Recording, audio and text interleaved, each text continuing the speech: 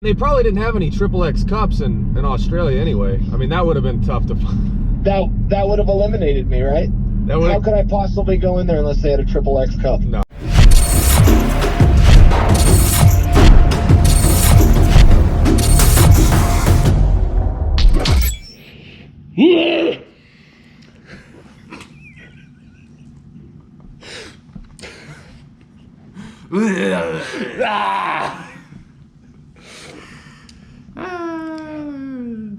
What's going on, guys? Welcome to episode 1 of It's All About Who You Know. Today's guest, none other than the bad guy himself, Chael Sonnen. Now, if you don't know who Chael is, if you've been living under a rock for the last 15 years, let me give you a little snippet of his history. Chael is a former UFC fighter. He fought for 3 world titles. He currently fights for Bellator. He's a heavyweight and 205 pounder. He has his own podcast called You're Welcome. You guys should definitely go check it out. And Chael's also an ESPN analyst. So without further ado, here's Chael Sonnen. Call Chael Sonnen. Martial arts uniform.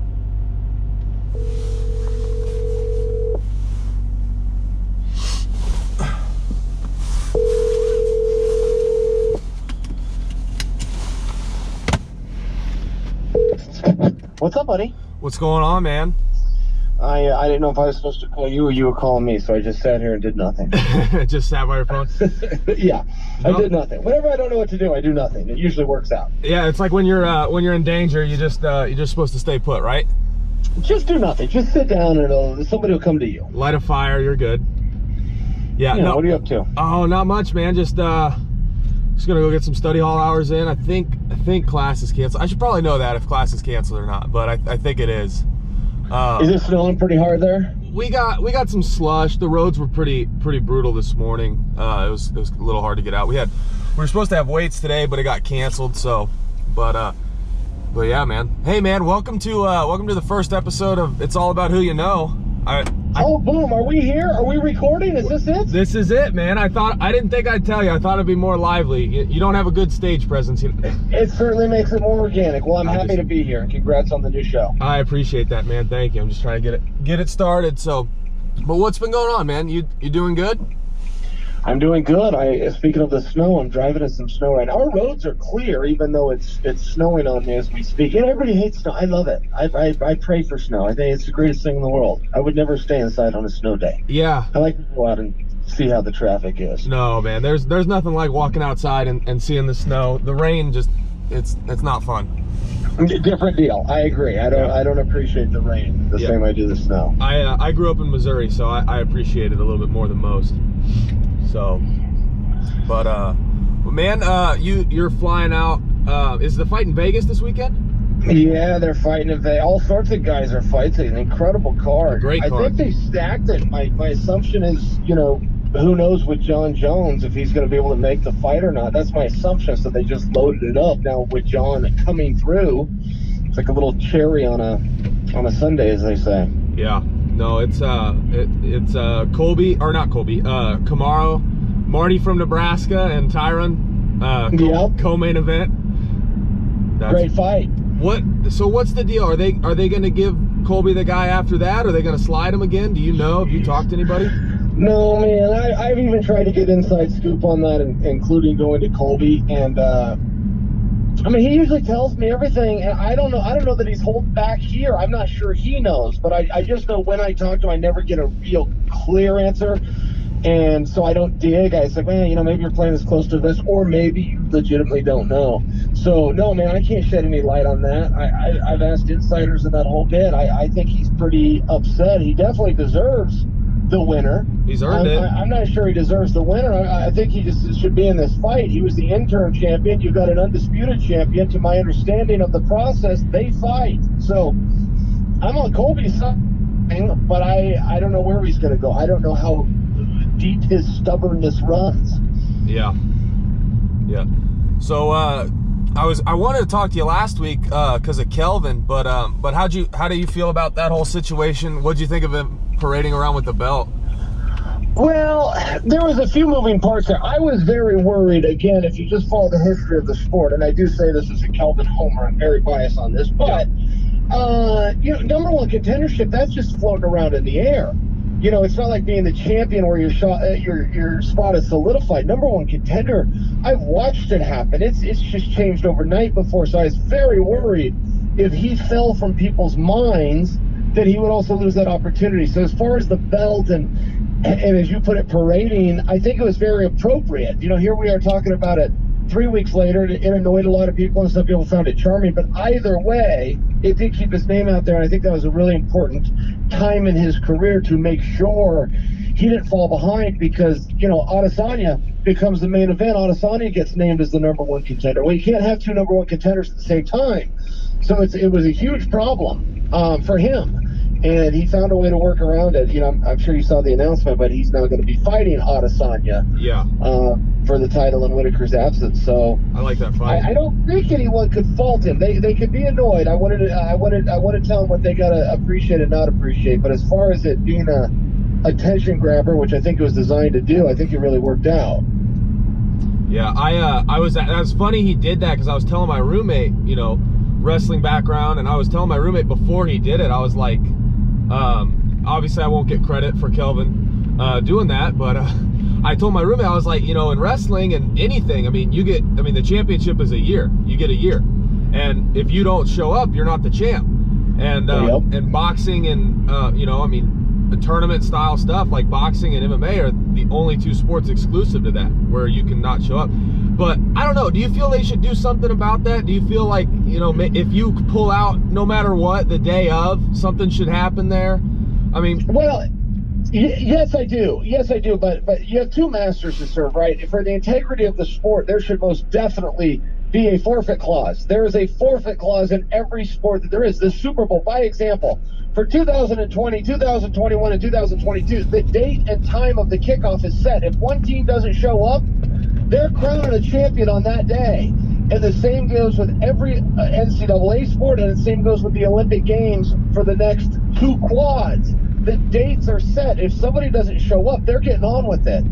And in this sport, you can kind of hold things up, because the other master you have to serve is it's a television show. And, you got to make sure that you do things right and you do things in the right order. But I do think, competitively speaking, that it's a flaw in the system.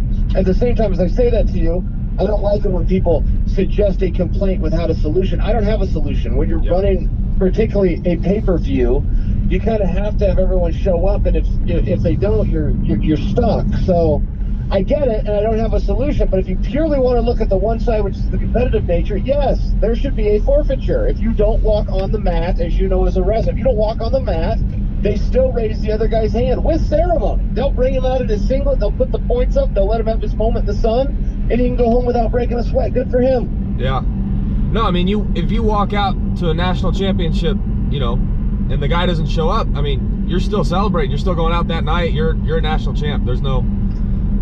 And that isn't just in theory, Christian. That's happened many times, including the Olympics. Something happens in the course of the process, and the other guy just can't show up. Many times that's happened, where the gold medal or the championship goes to a guy who never had to actually contest it for whatever. But that's part of the process, showing up at his... We're here to find out who the toughest guy in the world is. So if for any reason, including you saying, I don't feel like walking out there, it disqualifies you from the conversation. Yeah. Get on with it.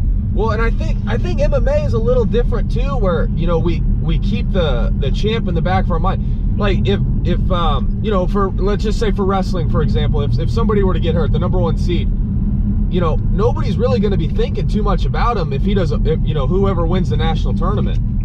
That's the national champ. Nobody bats an eyelash at who won that tournament. You know what I mean? Yeah. Like, who was the guy? Was it Suriano got hurt 2 years ago? He was the number 2, but at the end of the tournament, nobody really remembered it. Yeah. No, it's not the way it goes. It's Suriano, and I take no pleasure, very cold-hearted how I'm saying, but if for some reason he can't walk out there at the time that it was agreed to be contested, he doesn't get to be number 2 or number 1 or number 3. You gotta be present to win. Yeah, absolutely.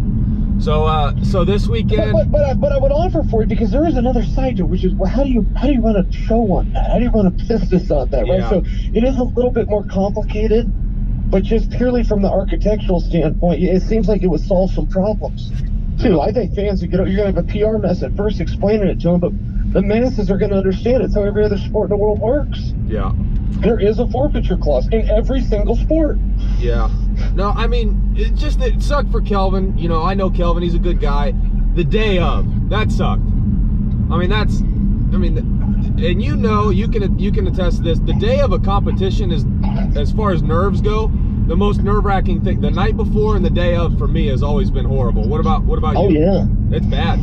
I can't. I agree. Yeah. I mean, to the extent, particularly in a combat sport, where you make a promise to yourself, right? I'm going to get through today, and then I'm never going to do this again.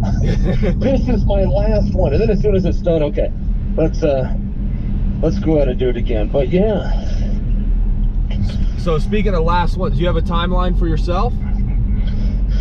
No, I don't. But what I was told last was they were looking at May. Okay. And I just simply haven't heard anything since. But I'm operating on that assumption. I'm operating my life around being in there in May. Gotcha. So is it gonna? I didn't see the Crow Cop fight. Did you? You said you were gonna call him out. Did you call Crow Cop out? No. Crow Cop won the fight, and he and I had never met. We've always had heat. We've had heat for like 4 or 5 years, but we've never actually met.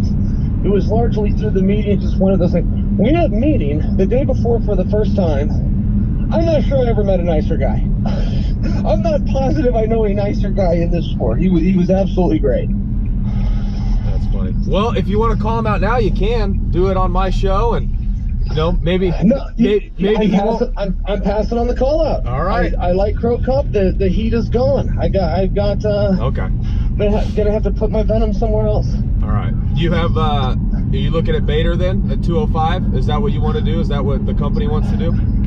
No, they haven't been really clear. I was trying to get a match with Tito on a personal note, and they were leaning in a different direction, and that was all they said. They said, hey, we're working on something, and we'll give you a call. And that was as of about 4 days ago. So I don't know what that is. I heard some rumors that could be Vitor that they're working on, but nobody's actually tipped me off. Okay. Gotcha. So are you, so you're going out this weekend. It's in Vegas, right? Yes. And so let's say, Jones is the 10-1 favorite. Let's say Jones wins, gets on your and Ariel's show. Is he going to give you an interview? Is he going to talk to you? Is he going to snuff Chael, or is he going to give you some words? I would suspect he would snub me. I mean, he snubbed me last time, which was very rude, and I would suspect he would do that again. Yeah. I mean, right, and it is an awkward situation, but John kind of looks at the world upside down, which is largely why so many things are upside down for him, but yes, he does view himself as a huge star that would help the show. Like me not coming on the show will punish you in some way, even though he only gets invited on the show every time he fights, which has been twice in the last 5 years. So there's two different ways to look at it. I'm only sharing with you how he looks at it. But if I was to guess, yes, old Chael will be getting snubbed. Gotcha. How'd that whole thing start anyway with you and John? Because I liked the poem. I liked all the tweets. Those were pretty funny. But how did that all start? I really can't remember where it started, but I will tell you in fairness, John is not wrong to be irritated with me. I mean, I've been pretty hard on him, right? Yeah. So what goes around comes around. I don't really get to complain when John decides to throw his venom back at me when I've been throwing it at him. So I can't really remember where it started. He went somewhere and said something. Was it like Twitter or something? Does that sound right? He said something on Twitter, or... He might have, it was somewhere, but I saw it and it got to me. Yeah. And by got to me, I mean I saw it. Yeah. It came across my eyes, and so I just fired back at him. There's really nothing much more than that. He was wrong though in that fight week when everybody was picking on him for the picogram thing. I was in his defense. I think maybe he heard that I was rough on him on that, but of all the things he's done, that he was not guilty of that one. Well, I mean, you call it how you see it, and you said, I mean, I remember that you were on his side. I mean, but because I think on that he was on the right side. He didn't really, I don't think he meant to do anything wrong, but you never know with John. Well, at the end of the day, it's just not his call. It's a much higher level in an organization of great integrity. It's their call, and sometimes you will like it and sometimes you won't, but either way the rule is very clear that it is their call and they made a call. So John's just not wrong. If you want to take it to somebody else and start to pick apart the science, you've got to do that with above him. He just got his marching orders and obeyed, and sometimes in life it goes that way. This was one of those spots. There was no way to put this on John's lap. Yeah. Were you serious about the Anderson fight? Would you have stepped in there with Anderson? Yeah, I most certainly would have, but no, like you couldn't actually do that. By example, the weigh-ins were closed. Yeah. You had to weigh in the night before, and so nobody could have stepped in. But and they probably didn't have any XXX cups in Australia anyway. I mean, that would have been tough to find. That would have eliminated me, right? How could I possibly go in there unless they had a XXX cup? No, that would have been brutal, man. Yeah, I mean, there's rules. You have to have a mouthpiece. You got to have the appropriate cup. I mean, it's one of those things. That's funny. All right, man. Well, I'm gonna let you go, but it was super nice having you. Super good talking to you. Let's catch up again. Oh, hey, actually, one more thing. Bisping. You said you were gonna do a show about Michael Bisping. You never did. I was looking forward to that. A show? Tell me what you mean. A show about him or a show with him? Either one, but I think Joel, or it might have been. What was your old host's name? Joel was on there for a while. Jacob was on there for a while. Jacob. I think Jacob asked you about Bisping, and it was like the tail end of your show, and you said, hey, I'm going to do a show about him. I'm going to commemorate his career, but I want to do a little bit, maybe get him on. And I don't, unless I missed a show, I don't know if you ever did, but I was looking forward to that. And you didn't miss. You didn't miss. Now that you remind me of that, I somewhat dropped the ball, I guess you would say. But he has such a great career, and then I speculate that he's not done. He's still in great shape. Every time I see him, he's working out or just headed or leaving the gym. I still feel like his retirement is a little premature, but I guess only time will tell. All right, man. Well, you got any advice, any words of wisdom, anything you want to say before you get off? I got nothing, but maybe we should recap after the fights this weekend. It's gonna be a great time. Let's do it, brother. All right, man. I'll catch you later. I'll be up there soon, so I'll see you, man. I'll look forward to it. See you, buddy. Thank you, brother. Hey guys, if you liked that video, be sure to like and subscribe. Follow me on Instagram. If you didn't like the video, go ahead and comment on it because I'm not going to read it. And if you want to be a guest on this show or know somebody that would want to be a guest on this show, DM me on Instagram, all right? You guys have a great day. See ya.